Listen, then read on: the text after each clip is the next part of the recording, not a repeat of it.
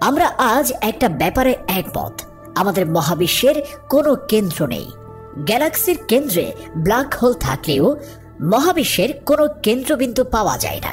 প্রতিটি গ্যালাক্সির কেন্দ্রে বিশাল বিশাল ব্ল্যাক হোল থাকে। আমাদের মিল্কি ওয়ে গ্যালাক্সির কেন্দ্রে আছে স্যাজিটারিয়াস। এটি 4.3 মিলিয়ন সূর্যভরের সমান। আমাদের গ্যালাক্সি তার কেন্দ্রের ব্ল্যাক হোলকে আবর্তন করে। মিল্কি ওয়ে গ্যালাক্সির 1 সেকেন্ড পৃথিবীর 31 বছর সমান। মিল্কি ওয়ে গ্যালাক্সিতে যখন 1 ঘন্টা শেষ হয় তখন পৃথিবীতে 1,12,000 বছর কেটে যায়।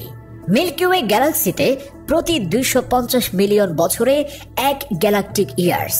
অন্য কথায়, মিল্কি ওয়ে যখন তার কেন্দ্রকে একবার আবর্তন করে আমাদের পৃথিবীতে মিলিয়ন মিলিয়ন বছর কেটে যায়। ডাইনোসর বিলুপ্ত হয় এবং মানব সভ্যতার বিবর্তন ঘটে। পৃথিবীর বয়স আনুমানিক 4.5 বিলিয়ন বছর, যার মানে আমাদের সৌরজগৎ প্রায় 20 বার মিল্কি ওয়ে গ্যালাক্সির চারদিকে ঘুরে এসেছে। আপনি যদি পৃথিবী থেকে ক্রমশ গ্যালাক্সির কেন্দ্রের দিকে এগিয়ে যান তবে ব্ল্যাক হোল আপনার টাইম স্লো করে দেবে।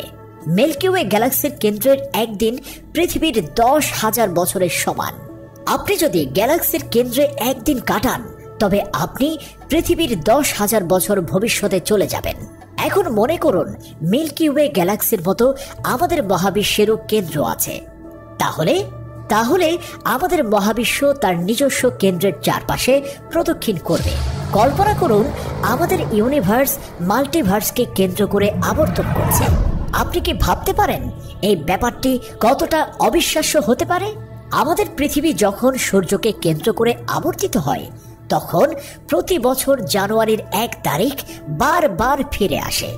যদি মহাবিশ্ব মাল্টিভার্সকে কেন্দ্র করে ঘুরে তবে এটি একদিকে প্রসারিত না হয়ে অতীত ও ভবিষ্যতের মধ্যে জটিল টাইম লুপ তৈরি করবে। একদিন আকস্মিক আপনি ঘুম থেকে জেগে দেখবেন আপনি টাইম ট্রাভেল করে ডাইনোসরের সময়ে চলে গেছেন। মহাবিশ্ব নিজেই টাইম মেশিনে পরিণত হবে। তবে এই ধরনের টাইম ট্রাভেল ইফেক্ট বুঝতে 1 গুগলপ্লেক্স বছর পর্যন্ত অপেক্ষা করতে হবে। কিন্তু মিচিও কাকো তার প্যারালাল ইউনিভার্স বইতে বলেছিলেন মহাবিশ্বের কোনো স্পিন বা আবর্তন নেই। মহাবিশ্বের নেট স্পিন 0, কারণ মহাবিশ্ব শূন্য থেকে এসেছে। মহাবিশ্বের যদি আবর্তন থাকতো তবে এটি একটি টাইম মেশিনে পরিণত হতো।